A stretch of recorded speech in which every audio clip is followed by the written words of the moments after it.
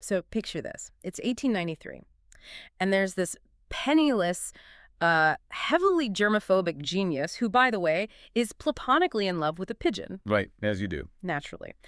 And he's standing there, passing hundreds of thousands of volts of electricity straight through his own body in front of this just massive crowd. Which sounds completely insane. Right. But his entire goal was to prove to the world that his former boss, who was this millionaire that had recently started publicly electrocuting stray dogs in the street, was just, well, fundamentally wrong about the laws of physics. I mean, it is the absolute definition of a scientific street fight. It really is. And that's exactly what we've got laid out in our stack of sources for our deep dive today. So if you're listening to this right now and you're looking for, I don't know, a tidy textbook history of how humanity gracefully stepped into the modern electrical age, Oh, you're definitely in the wrong place. yeah, you're in the wrong place. We are diving deep into the infamous War of the Currents between Nikola Tesla and Thomas Edison.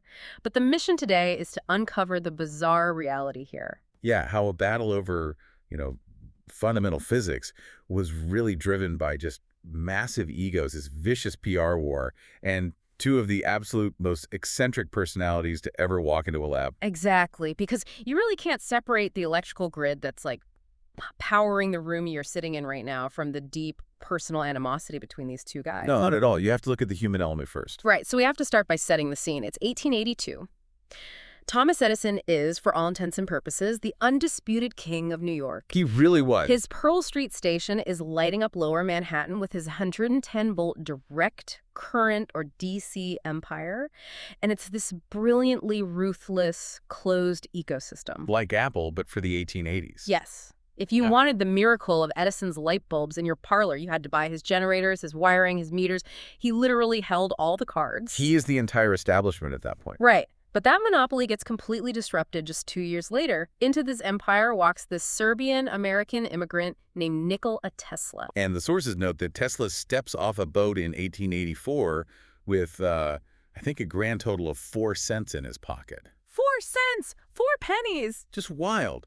4 cents, a letter of introduction, and a head full of radical ideas about a completely different way to transmit power. And their very first interaction is so brutal. I mean, it just sets the tone for the rest of their lives. Tesla gets a job working in Edison's shop.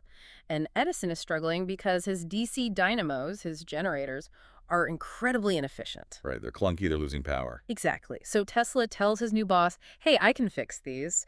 And according to Tesla, Edison makes him a promise. He says, make these motors hum, and there is a $50,000 bonus waiting for you.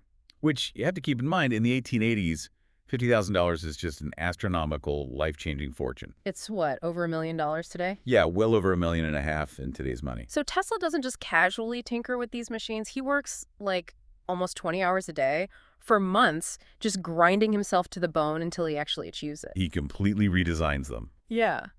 Making Edison's machines immensely more efficient and profitable. So when the dust settles, he goes to Edison to collect the promised bonus. And Edison just laughs at him. It's so painful to read. He literally tells the exhausted immigrant, Tesla, you don't understand our American humor. I mean, it is a devastating betrayal. Edison didn't just dismiss Tesla's hard work, right? He dismissed him as a person. Total. Edison would later deny ever even making the offer, and he completely brushed Tesla off as he called him a poet of science. Wow. A poet of science. Yeah, basically implying Tesla was just a dreamer whose ideas had zero practical value. And that specific phrase became this massive chip on Tesla's shoulder for the rest of his life. I mean, it's the ultimate toxic boss move.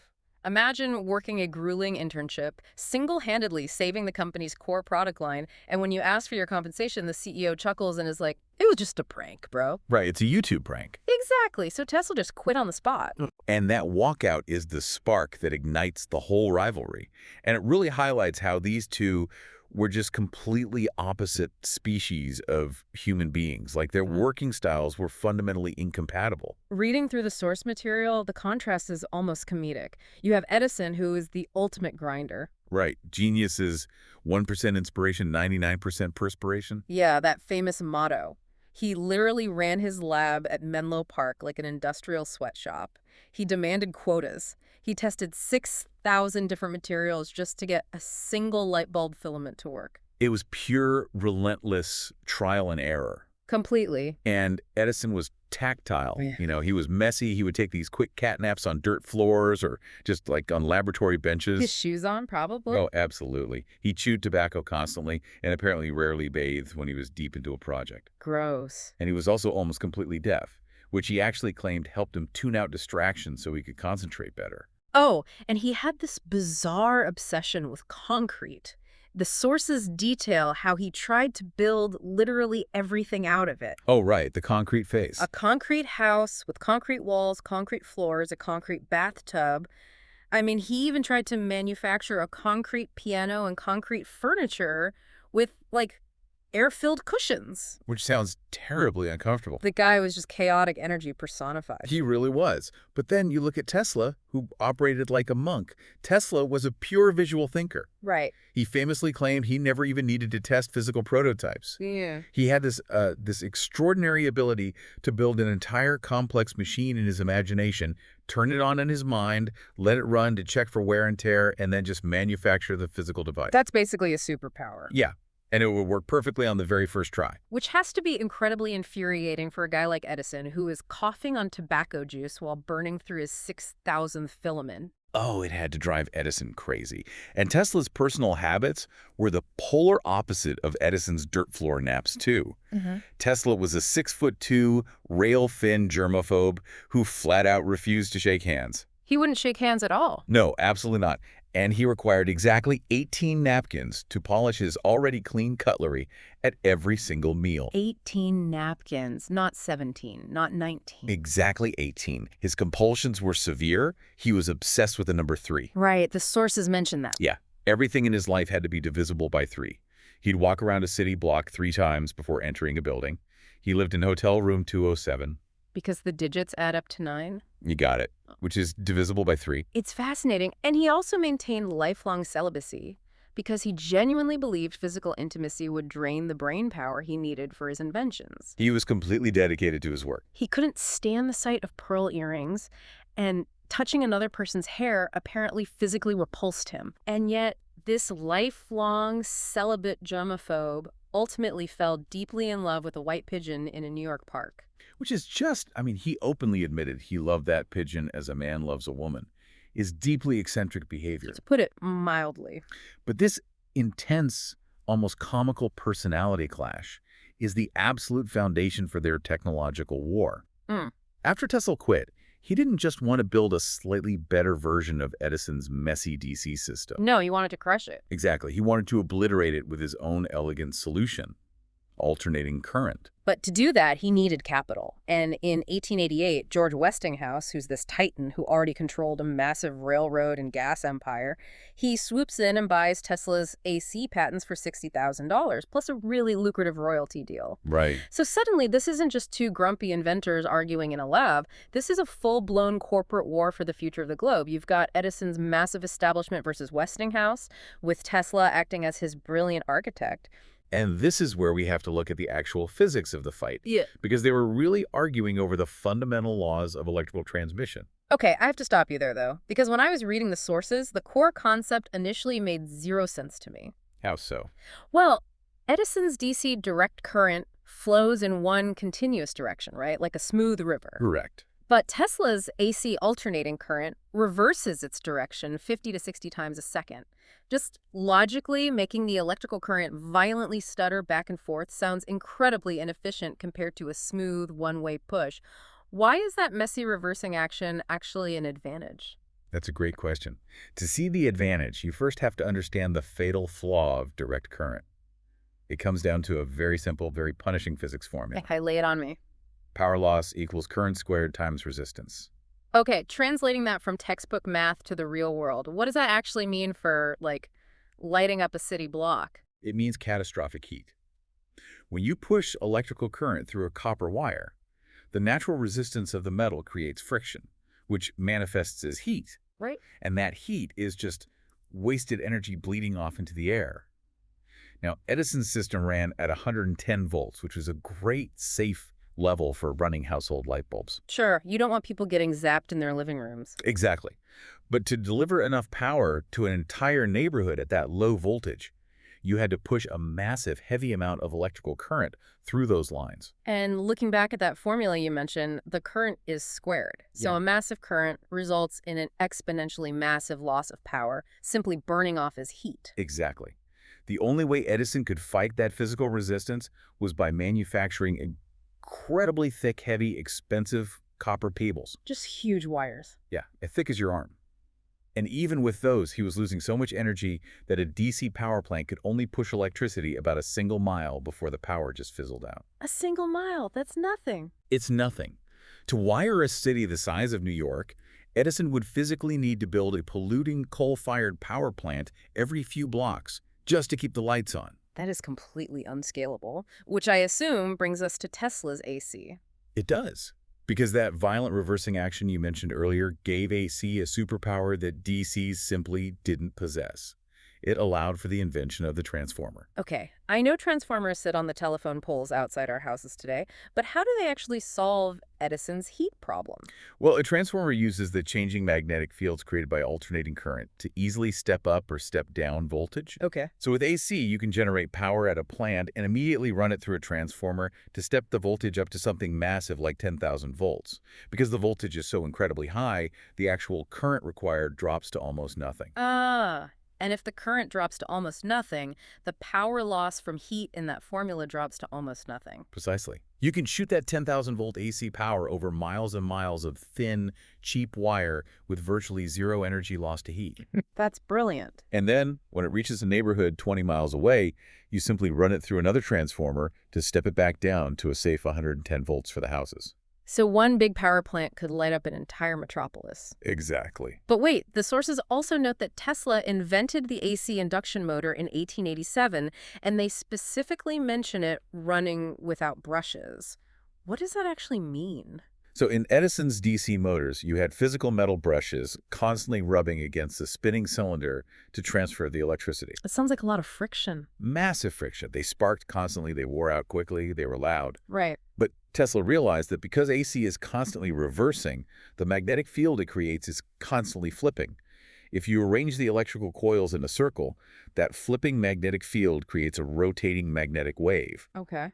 Place a metal rotor in the middle, and the spinning magnetic field essentially drags the rotor along with it. Wow. No physical contact, no brushes, no sparks. Edison simply had no answer for it. So on the physics chalkboard, Edison is getting completely destroyed. His system is expensive, it's limited, and it's clunky compared to Tesla's elegant AC. Completely outclassed. But as we established, Edison isn't the type of guy to look at a chalkboard, admit defeat, and shake hands, especially with Tesla. Oh, far from it. Edison realized he couldn't compete on the science, so he shifted the battlefield entirely.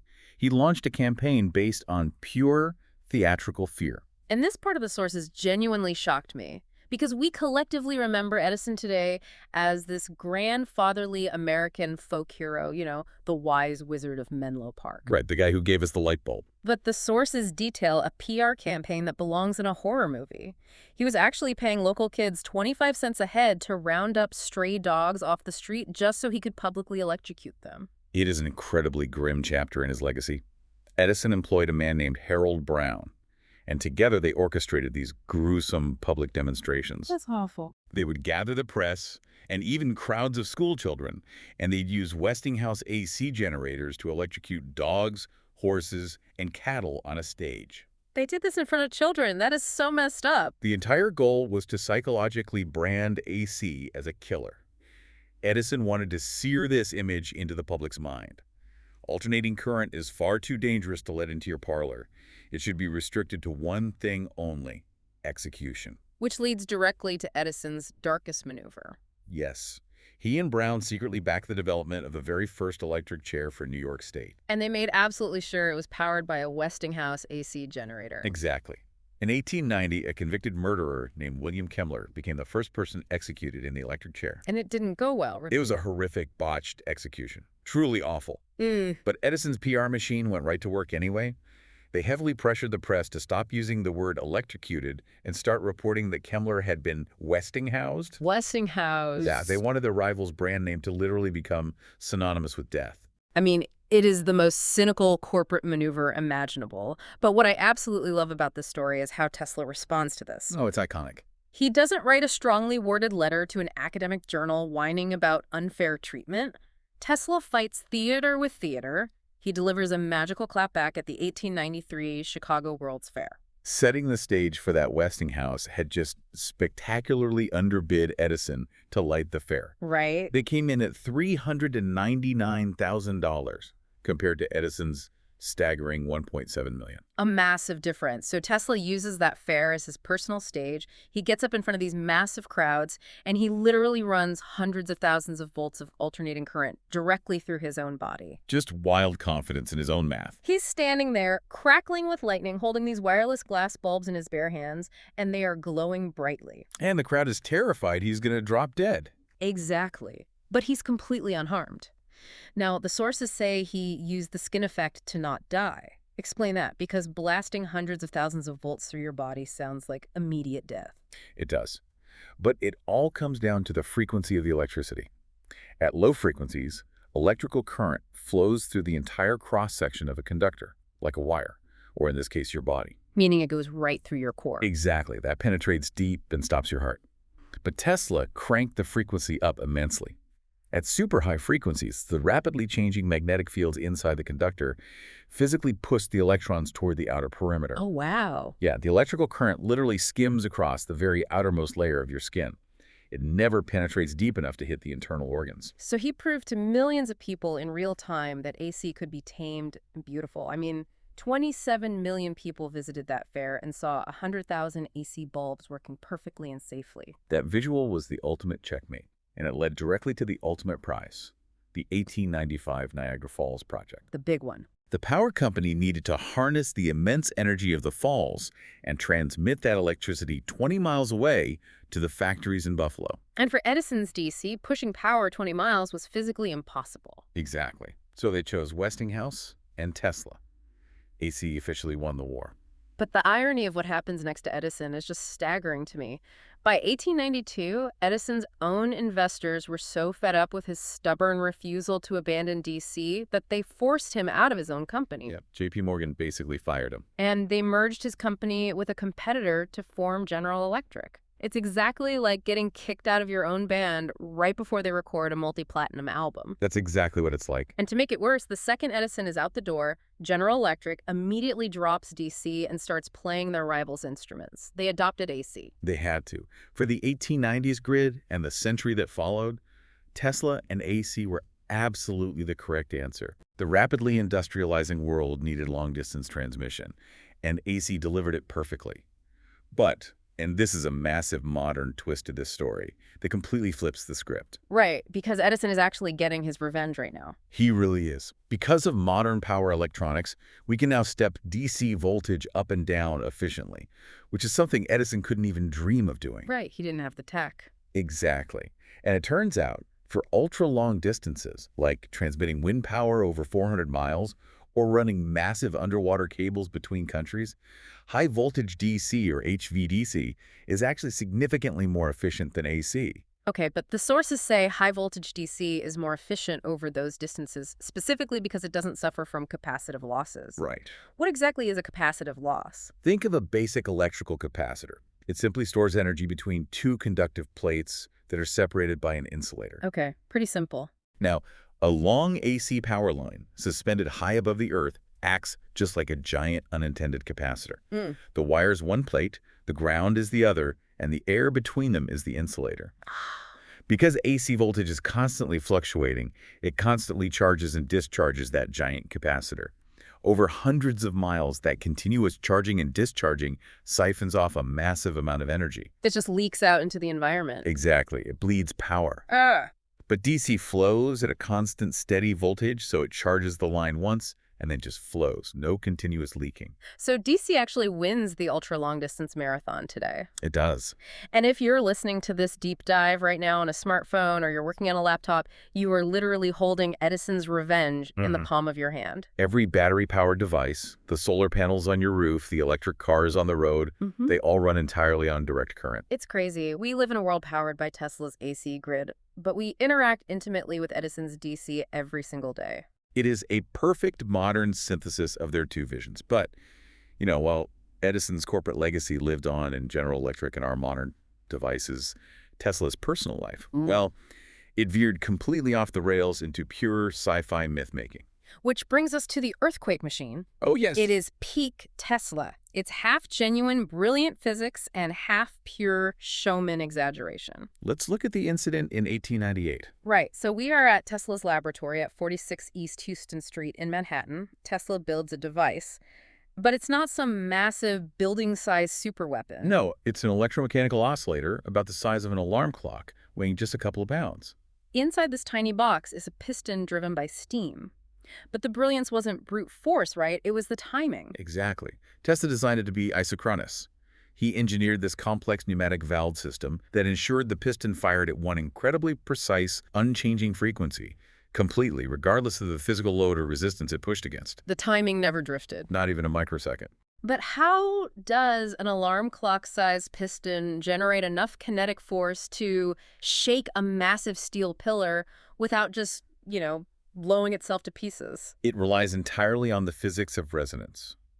Every physical object, a steel beam, a glass window, even the Earth itself, has a natural resonant frequency, a pitch where it naturally vibrates. Ah, so it's exactly like pushing someone on a playground swing. You don't need a massive muscular shove to get a heavy adult high up in the air. Right. If you just give them a tiny one-finger tap at the exact right microsecond of their arc over and over again, that kinetic energy compounds. That's the perfect analogy.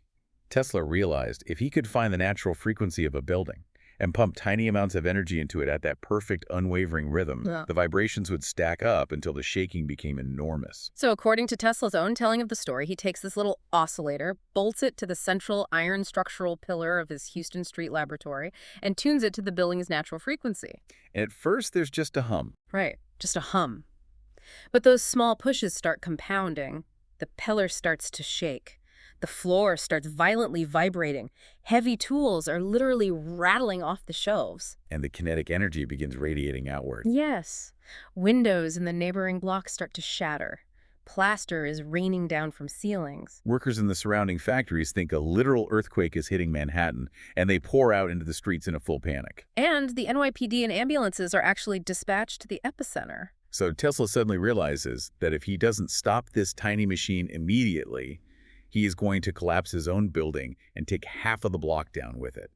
But the machine is locked up in resonance, so he grabs a sledgehammer and just smashes the oscillator to pieces. And the shaking stops instantly. By the time the bewildered cops burst through his door, he's just casually wiping dust off his pristine suit and tells them, "Gentlemen, I am sorry. You are just a trifle too late to witness my experiment." It is an incredible story. Yeah, But, we do have to separate the comic book legend from the physics here. fair enough. The physics of destructive resonance is entirely real. Right. I mean, just look at the Tacoma Narrows Bridge collapse in 1940, where steady wind caused a massive steel bridge to twist and tear itself apart. Right. But to actually shake a wide chunk of Manhattan, you would need vastly more physical energy than a steam-powered pocket oscillator could ever provide. So he was embellishing. Yeah, he likely created a terrifyingly strong, localized vibration in his building's specific steel frame and then just exaggerated the scale of the panic for the rest of his life. He definitely used the machine for some highly entertaining real-world antics, though. Oh, absolutely.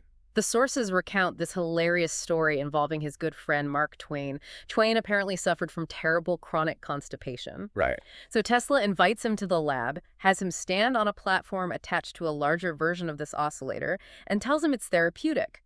90 seconds later, Twain leaps off the platform and makes a mad dash for the bathroom. Which is just fantastic. And Tesla proudly referred to his invention from then on as a mechanical laxative. Which perfectly highlights the ultimate contrast in how these two minds operated. Because think about what Edison would have done with that exact same oscillator. Oh, Edison would have patented it before lunch. He would have built a factory, hired a massive sales team, and sold 50 different variations of the Edison health vibrator to every household in America. Exactly. But Tesla built one tiny, beautiful, theoretically terrifying device, smashed it with a hammer to save his own life, and then spent 3 decades bragging to newspaper reporters about how he could use it to drop the Brooklyn Bridge into the river. He was a visionary, but he possessed absolutely zero business sense. None, which tragically dictates how their final chapters are written. Edison dies in 1931 as a multimillionaire, a beloved American folk hero credited with lighting the world. And Tesla dies broke, living on credit in the Hotel New Yorker, spending his final years obsessively feeding pigeons in Bryant Park. And they never reconciled. No. Tesla never forgave the $50,000 joke, and Edison never forgave the humiliation of losing the AC/DC war. When Edison was on his deathbed, Tesla actually offered a quote to the press that was equal parts insult and eulogy. Right. The needle in the haystack quote. Yeah. He said that if Edison had a needle to find in a haystack, he would proceed with the diligence of the bee to examine straw after straw until he found it. Tesla noted he was a sorry witness to this because a little theory and calculation would have saved Edison 90% of his labor. Still throwing shade in the 6,000 filaments, even at the end. Exactly. And Edison, when asked about Tesla later in life, stubbornly maintained that AC was a complete waste of time, but he grudgingly admitted that Tesla was a man always trying to do the impossible. Always trying to do the impossible, which honestly leaves us with one last lingering detail from the sources to mull over. Oh. When Tesla was publicly bragging about his earthquake machine, he made one final wild claim. He told the press that if he tuned his little oscillator to exactly 7.83 hertz, he could build up enough resonant energy to split the Earth in half. Quote, split it like an apple. 7.83 hertz. Yeah. And decades later, modern science actually discovered the natural resonant frequency of the Earth's electromagnetic cavity. Okay. It is known as the Schumann resonance, and it is exactly 7.83 hertz. Wait, really? Yes, Tesla correctly guessed the heartbeat of the entire planet before humanity even had the instruments to measure it.